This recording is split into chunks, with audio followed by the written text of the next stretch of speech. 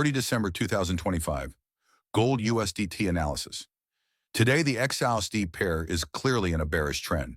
We can see that the price is trading below both the EMA 20 and EMA 50 on the H1 timeframe, and this suggests that our main strategy should be to sell on pullbacks.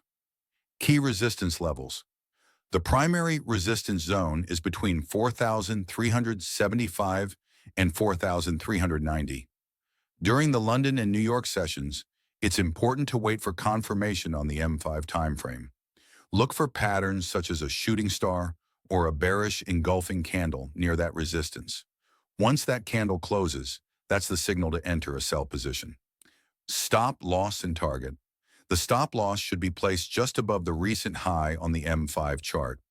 Our target should aim for a 1 to 2 risk-reward ratio, with the first target near the support level of 4,325.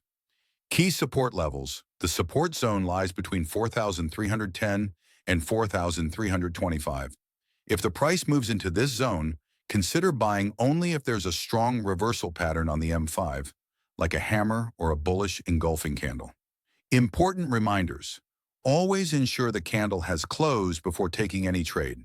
Stick to price action and avoid letting emotions drive your decisions. Daily gold scalping setups. Please keep in mind that this analysis is purely educational and not financial advice. Always perform your own analysis before making any trading decisions.